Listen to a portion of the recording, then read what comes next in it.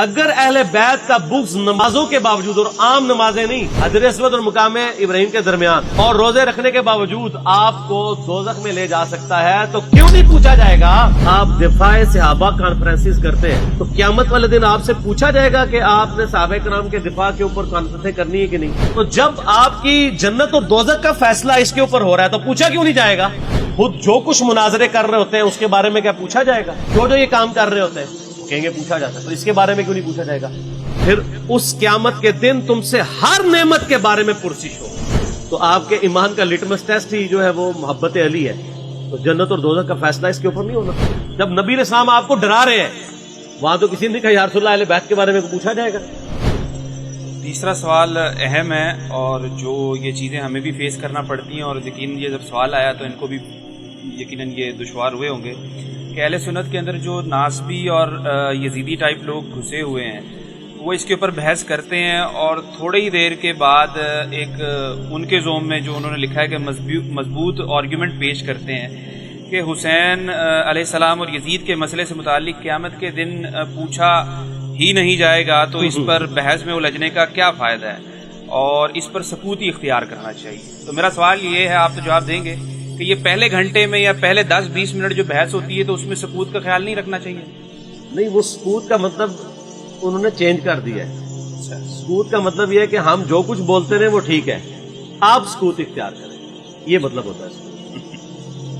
میں اس سوال کے اوپر 2 گھنٹے بول سکتا ہوں، لیکن کوشش کروں گا کہ میں مختصر سے وقت میں یہ کیڑا نکالوں۔ یہ موسٹ آسکڈ کوسچن ہے اس وقت، تو ان سے یہ پوچھیں کہ یہ جو آپ دفاع صحابہ کانفرنسز کرتے ہیں تو قیامت والے دن آپ سے پوچھا جائے گا کہ آپ نے صحابہ کرام کے دفاع کے اوپر کانفرنسیں کرنی ہے کہ نہیں؟ کیوں نہیں ہے؟ کسی حدیث میں آیت میں تو کیوں کر رہے ہیں؟ تو وہ کہیں گے ہاں پوچھا جائے گا، تو ہم بھی کہتے ہیں ہاں پوچھا جائے گا، بالکل پوچھا جائے گا۔ سورہ تکاثر میں آتا ہے نا ثم لتسألن یومئذ عن النعیم، پھر اس قیامت کے دن تم سے ہر نعمت کے بارے میں پرسش ہو۔ کیٹاگوریکل ہے، جس کو اللہ نے علم دیا نا یہ اس کے پاس نعمت ہے، اس کے بارے میں پوچھا جائے گا علم آگے تک پہنچایا کہ نہیں، اور نہیں پہنچایا ہوگا تو لعنتی ہوگا وہ۔ یہ آیت ہے سورہ بقرہ کی، میں نے ریسرچ پیپر کے اوپر لکھی ہے سٹارٹ میں 159 اور 160، ان الذین یکتمون ما انزلنا من البینات والہدی، بے شک وہ لوگ جو چھپا لیتے ہیں ان روشن اور ہدایت کی چیزوں میں سے جن کو ہم نے لوگوں کی ہدایت کے لیے اپنی کتاب میں بیان کیا، ایسے لوگوں پر اللہ کی لعنت ہے اور تمام لعنت کرنے والوں کی لعنت ہے۔ الا الذین تابوا واصلحوا، سوائے ان لوگوں کے جو توبہ کر لیں، اپنی اصلاح کر لیں، وبینوا، اور اصلاح پہ اکتفا نہیں بلکہ وہ لوگوں کو بتا بھی دیں جو کچھ چھپایا تھا۔ فاولئک اتوب علیہم وانا التواب الرحیم، تو ایسوں کی توبہ اللہ قبول کرے گا اور اللہ تعالیٰ بخشنے والا مہربان ہے۔ اس کو سپورٹیو ایک حدیث میں نے لکھی ہے، ترمذی میں، سنن نبی داؤد میں، سنن ابن ماجہ میں ہے کہ نبی علیہ السلام نے فرمایا جس شخص سے علم کی بات پوچھی گئی اور وہ اسے معلوم تھی اور اس کے باوجود اس نے چھپا لی، تو ایسے لوگوں کو قیامت والے دن آگ کی لگام دی۔ یہ بڑا کریٹیکل ایشو ہے۔ علم اللہ کی نعمت ہے آپ کے پاس، اس کی قدر کے لوگوں کو صحیح بات بتائیں تو پوچھا جائے گا۔ سورہ الاحزاب کی آیت نمبر 57 کیا ہے؟ آیت درود سے اگلی، ان الذین یؤذون اللہ ورسولہ لعنہم اللہ فی الدنیا والآخرہ واعد لہم عذابا مہینا، بے شک جو لوگ اللہ اور اس کے رسول کو تکلیف دیتے ہیں ان کی زندگی میں بھی اور زندگی کے بعد، موت کے بعد بھی ان پر اللہ کی لعنت ہے، اور اللہ تعالیٰ نے ان کے لیے ذلیل و خوار کر دینے والا عذاب تیار کر رکھا ہے۔ وَلِعَوْذُ بِاللَّهِ تَعَالَى اللَّهُمَّ أَجِرْنَا مِنَ النَّارِ، تو جو اللہ اور اس کے رسول کو اذیت دے رہے ہیں ان سے پوچھا نہیں جائے گا۔ تو یہ ایک ڈھکوسلا انہوں نے کیا ہوا ہے اپنی کمزوریوں پہ پردہ ڈالنے کے۔ خود جو کچھ مناظرے کر رہے ہوتے ہیں اس کے بارے میں کیا پوچھا جائے گا؟ جو یہ کام کر رہے ہوتے ہیں وہ کہیں گے پوچھا جاتا ہے، تو اس کے بارے میں کیوں نہیں پوچھا جائے گا؟ اور جی کوئی یہ بنیادی مسئلہ ہے۔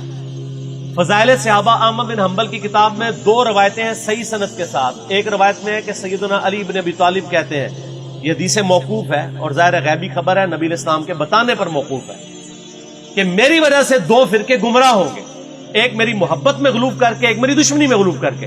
اور دوسری روایت میں ہے فضائل صحابہ احمد بن حنبل کی کتاب میں کہ میری وجہ سے 2 فرقے دوزخ میں جائیں گے، ایک میری محبت میں غلوب کر کے، ایک میری دشمنی میں۔ تو جب آپ کی جنت اور دوزخ کا فیصلہ اس کے اوپر ہو رہا ہے تو پوچھا کیوں نہیں جائے گا؟ اچھا، اپنا کام یہ پورا کر رہے ہیں کہ جو سیدنا علی کی شان میں غلوب کر رہے ہیں ان کو یہ خوب سمجھا رہے ہیں کہ جی آپ اپنے آپ کو صحیح طریقے سے صحیح بندہ پتر بنا لو ورنہ پوچھا جائے گا۔ تو جو سیدنا علی کے مخالفین ہیں ان کو سمجھانے کی ذمہ داری کس کی ہے؟ ان کو کون سمجھائے گا؟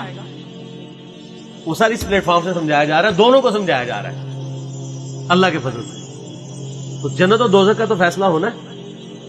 پھر جو صحیح مسلم کی حدیث ہے 240 انٹرنیشنل نمبر کے مطابق، علی سے محبت نہیں رکھے گا مگر مؤمن، علی سے بغض نہیں رکھے گا مگر منافق۔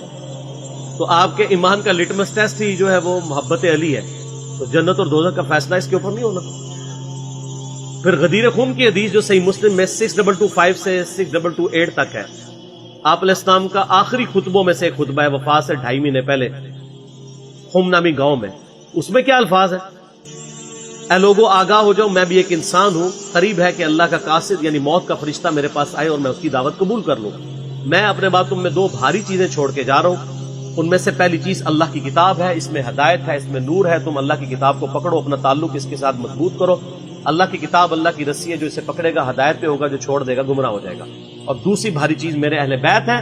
پھر 3 دفعہ آپ علیہ السلام نے فرمایا میں اپنے اہل بیت کے معاملے میں تمہیں اللہ کا خوف دلاتا ہوں، میں اپنے اہل بیت کے معاملے میں تمہیں اللہ کا خوف دلاتا ہوں، میں اپنے اہل بیت کے معاملے میں تمہیں اللہ کا خوف دلاتا ہوں۔ جب نبی علیہ السلام آپ کو ڈرا رہے ہیں، وہاں تو کسی نے کہا یا رسول اللہ اہل بیت کے بارے میں پوچھا جائے گا۔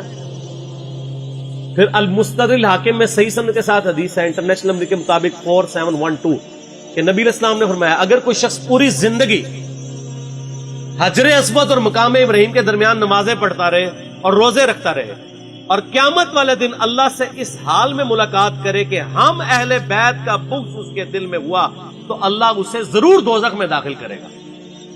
اگر اہل بیت کا بغض نمازوں کے باوجود، اور عام نمازیں نہیں، حجر اسود اور مقام ابراہیم کے درمیان اور روزے رکھنے کے باوجود آپ کو دوزخ میں لے جا سکتا ہے، تو کیوں نہیں پوچھا جائے گا؟